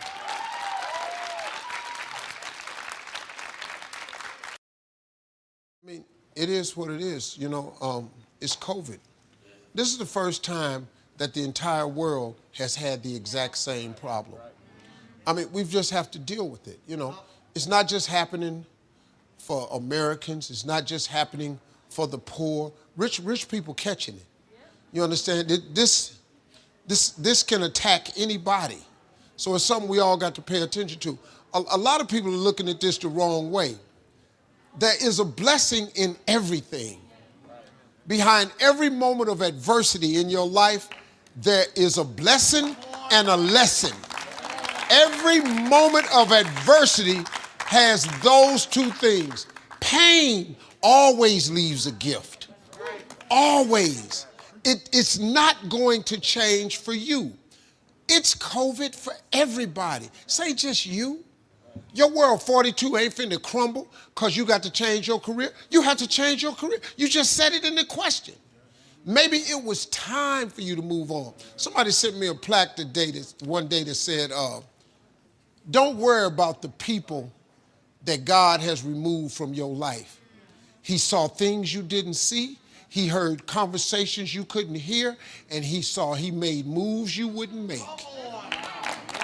And that's it. So when COVID happens, people get, oh, this door closed, my business closed, my job closed. When a door gets shut, all you got to do is walk up the hall. It's more doors. This is God. God he's everything, man. He got everything. You ain't got to worry about because your company closed. This ain't the only company. Could it be that he's setting you up for an upward move? But now if you're going to stay there and cry, see, here go the problem with them. Okay, they close your company. You stand at the door, open the door, open the door. The company's closed. You got to open back up, get some more investors, open your company. Could it be that all he wants you to do is go, wow, it's been great, been some years, walk up the hall? Could it be that there's a different door that he wants you to go through that was better than the door that got shut in your face? It's really, you have to live your life in the expectation of wonderful things happening. God is a merciful God. He didn't bring you this far to leave you. He didn't set you up to fail. You're tripping. You're tripping, man. He only wants to progress his children. That's all he wants to do. Even if you're wrong, he forgives us. Just keep moving, man. It ain't nothing. This thing right here, really, man, you got to look. So many good things have happened to me. Now, look, I also had some painful moments in this like you. But, hey, I look for the bright side, man. I expect something good to happen. I'm back at work. I don't know what he was doing, but he done made a move for me because I ask him to all the time. And then I just sit in expectation and wait and see what he got for me because he got something for me. Somebody asked me a question the other day. If you could go back to any period in your life, what period would you go back to? I ain't ever had it this good. This is the best my life ever been. You gotta be nuts. Man, you wouldn't want to be 25 again? Are you kidding me? The 25-year-old dude that was me? I'm so glad that idiot is gone. No. 63 years old, man. It's the best my life ever been. You know what I'm saying? But that's a scripture, though. If you honor me, your latter days will be greater. So all I do, I just honor him, and he gonna keep shining on me. I got it figured out. I ain't even worried. 2020 was a rough year. Another kid said, 2020, man, it's got to be the roughest year of our lives. I got news for you. This ain't even close. This ain't even close to the roughest year of my life, partner. I got some years. He said, you've had a worse year than this? Then he started naming all the stuff. Kobe Bryant died. Hold up, dog, my mama died. You was hurt when Kobe died. Dog, my mama left this earth. I like Kobe. We was boys. It was huge. But that wasn't bigger than my mama dying, though. Shit, let me tell you something, boy. I thought they was going to have to take me up out of here, boy, when that girl left, because I was mad. Doctor said, I don't think your mother's going to make it. I said, well, cool. You ain't either. That was my first reaction. Your mama ain't going to make it.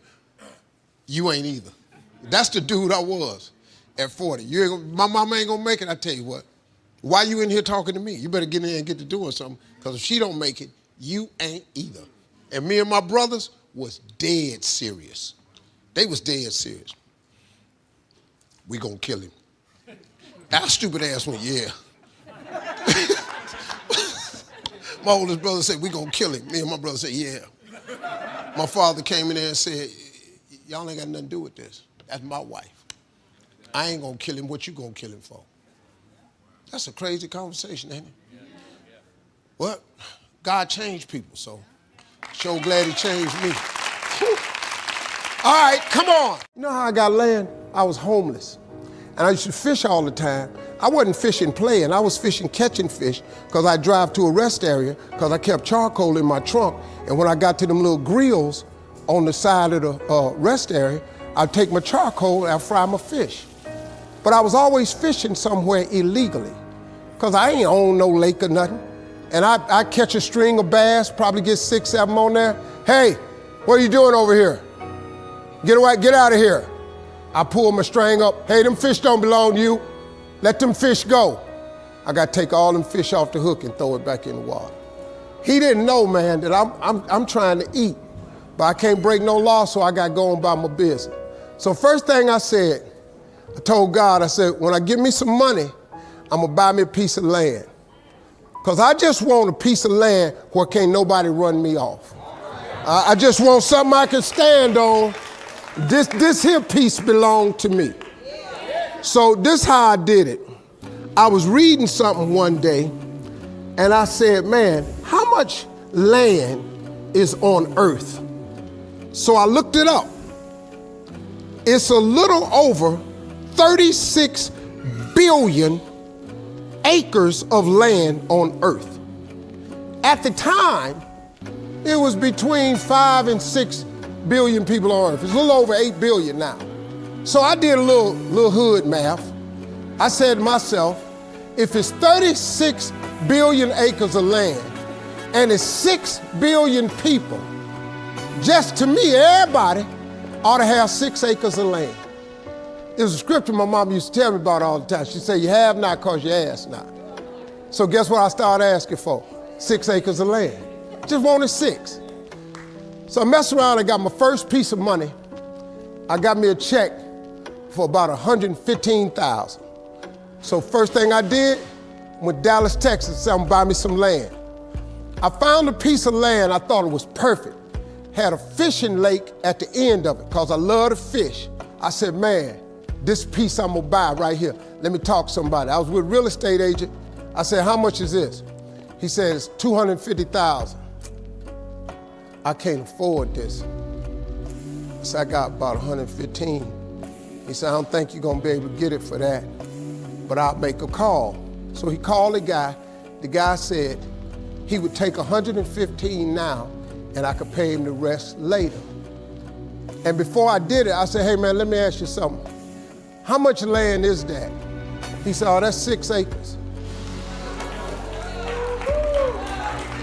It was 6 acres.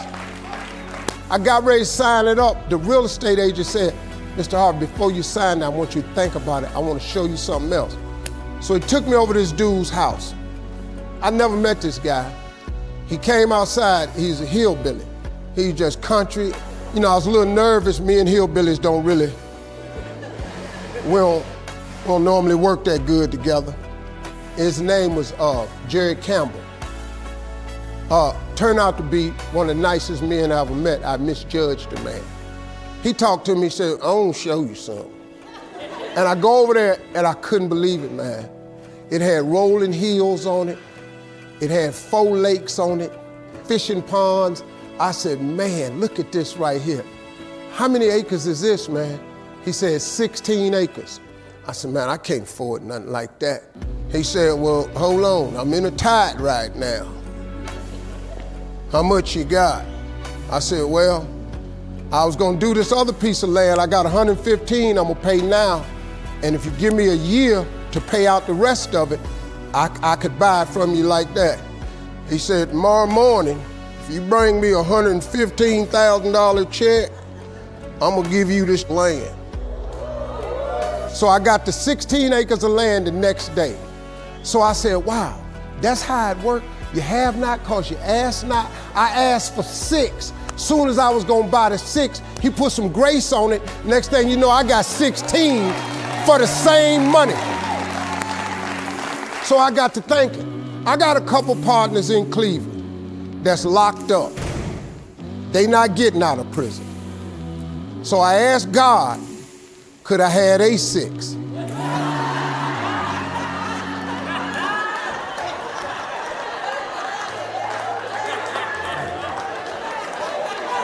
They not getting out.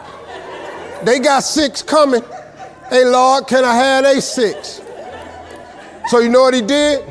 Some land opened up next to it. I bought 18 more acres. I bought it. So I went back up to Cleveland. I was hanging out one day. My boys was on the corner. I told them, I said, look, man, I can't hang out on corners no more. I'm trying to get my TV career started. Oh, you done changed, man. This what's happening. So now you done got this little money. You done forgot where you from. I said, okay, hey, Lord, can I have a 6 too? Cause see, I see right now. Yeah, I see what's happening right there. They ain't finna go nowhere. So I kept asking for everybody I thought wasn't gonna ask for their 6. I asked for their 6. I ended up owning almost 300 acres of land in Denton County, Texas. But I just kept on, man. Just kept on with it. I just kept the faith. I kept believing. I kept asking him. I kept wanting. God got great life for you, man. But you're gonna have to ask for it. And when you ask for it, you're gonna have to believe it. After you believe it, you gotta put your work in. Now, if you don't wanna do the work that it takes to be successful, this man with his success, if you knew how hard he worked, if you knew the hours he put in, the hours his daddy put in, if you knew what it really took, it's daunting. It's days, man, where you go, whoa, what is this I'm trying to do? But you got to hang in there.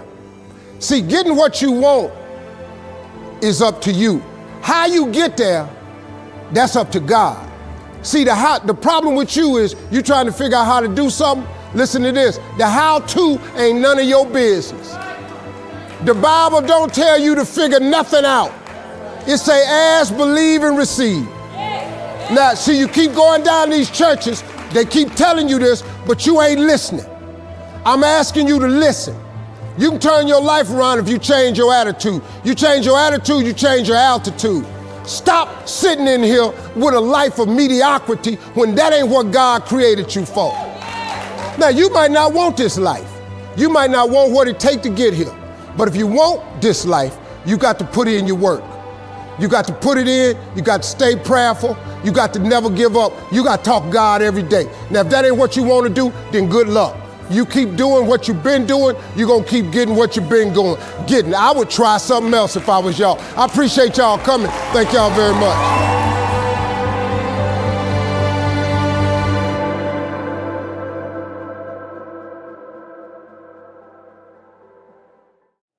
Listen, getting successful, whatever you consider successful, if it's rich, whatever, it's not a magic trick.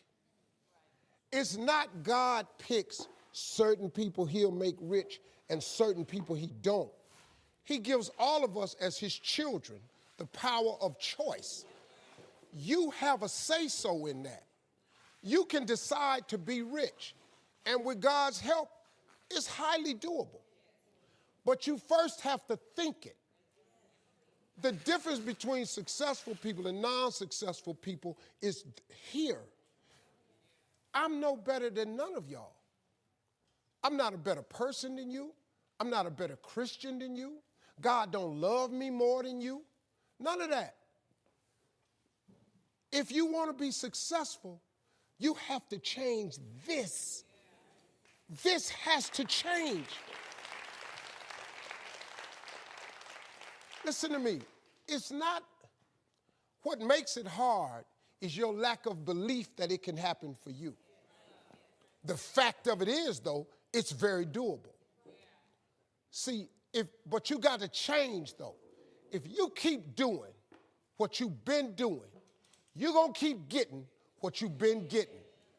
So if you're at a place in your life and you ain't happy with it, you have to change some things. But you have to make a conscientious decision that you're going to change. And it's not dependent on anybody else. It don't matter what your mama think. It don't matter what your coworkers think. It don't matter what your siblings think. It don't matter what your children think. It don't matter. They have nothing to do with it. This decision is yours and yours alone. It's two people born in a hospital every day. It's a person that's born in a hospital that's going to get a job, and somebody born in a hospital that's going to give them a job. You get to decide which one you're going to be. You get to decide. Let me tell you something. You get to decide if I'm going to be rich, poor, mediocre, plentiful, happy, sad. You have a decision to make. Your mind, all right, here we go. This is the teaching moment. Let me give you this so you can get on with your 2019. You walk in the house, you pick up the remote control. Let me teach you how this works. And you press the power button. When I told you 2019 will be the best year of your life, but you have to claim it. You have to expect it to be the best year of your life. You have to live your life with the expectation that great things are coming your way. And that's how it works. Now let me teach it to you. You grab your remote, you press the power button. What do you expect to happen? You expect the TV to come on. Guess what? It come on.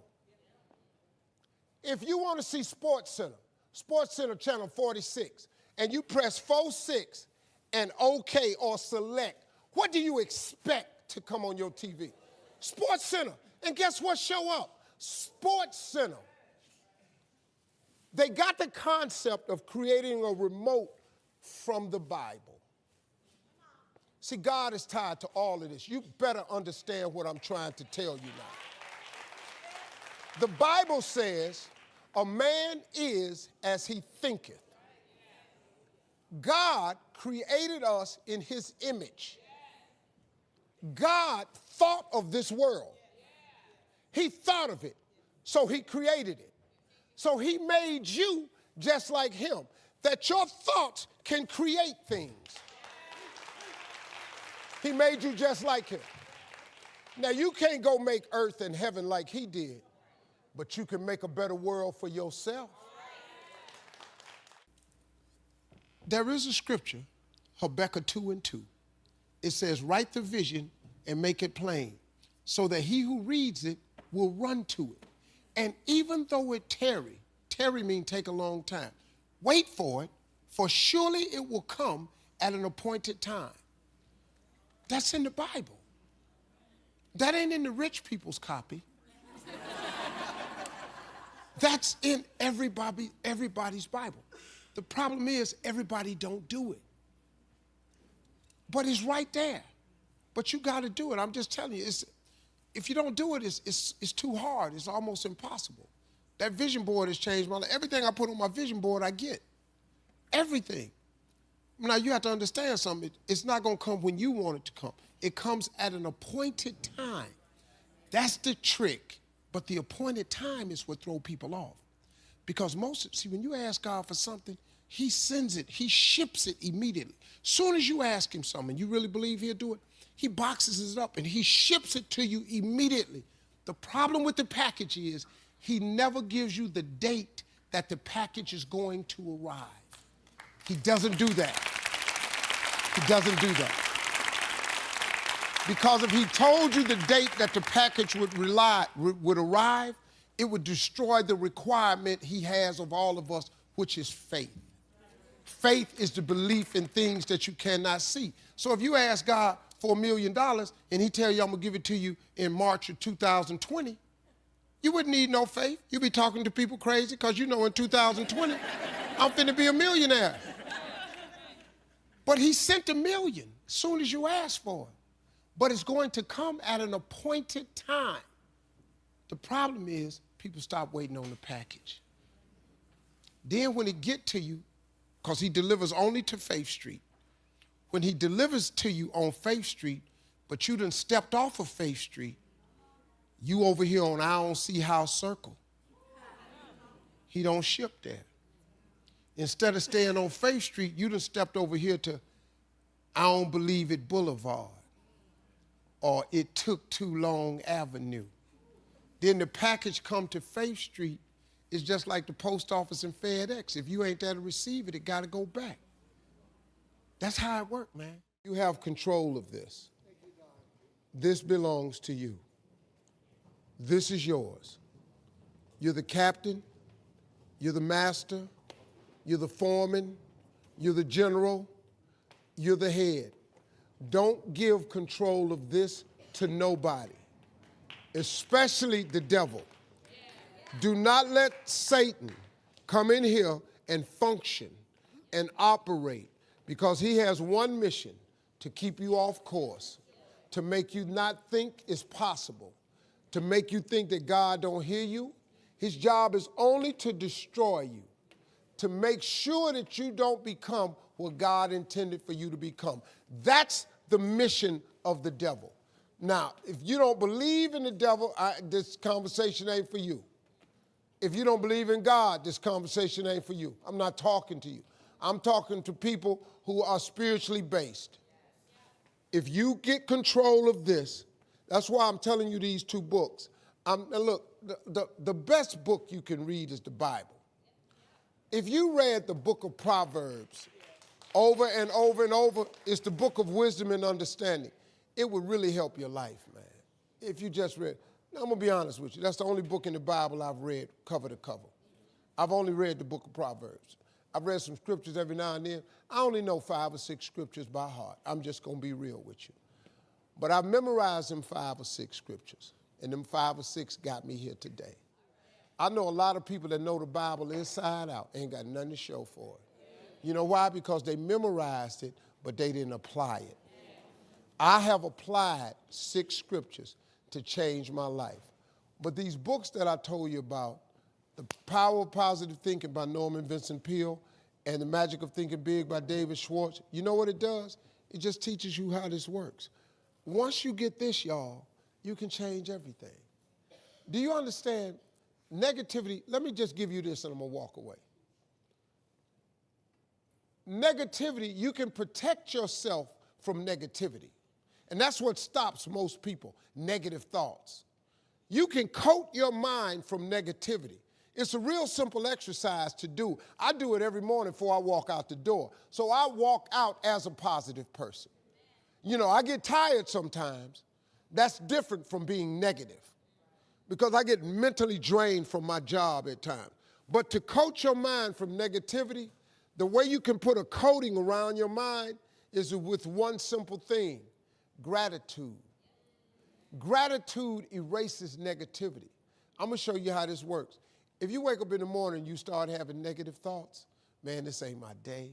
I woke up on the wrong side of the bed. I'm tripping. I just don't feel myself. Every time you feel, in the middle of the day, if you feel yourself doing that, stop. Just stop for a second and start going over in your mind everything you have to be grateful for. Not everything you want, everything you already have, because what you have is substantial. You just haven't gone over the list and taken inventory in a long time. But the fact that you can walk, that's a blessing. The fact that you woke up, that's another blessing. The fact that you can see, think, reason, that's another blessing. The fact that you can go somewhere and get yourself something to eat, that's another blessing. The fact that you can go and turn the key and call someplace home, that's another blessing. The ability to dream is a blessing. The fact that you have an opportunity to get it right is another blessing. The fact that you're beautiful, that's another blessing. The fact that you have any measure of health, that's another blessing. And I'm just talking to you, I don't even know you. I could give you 50 things you ought to be grateful for right now. I don't even know you. Start coating your mind with gratitude. It'll change everything for you. God is good, man. You ought to give him a chance to work in your life. Thank y'all for coming.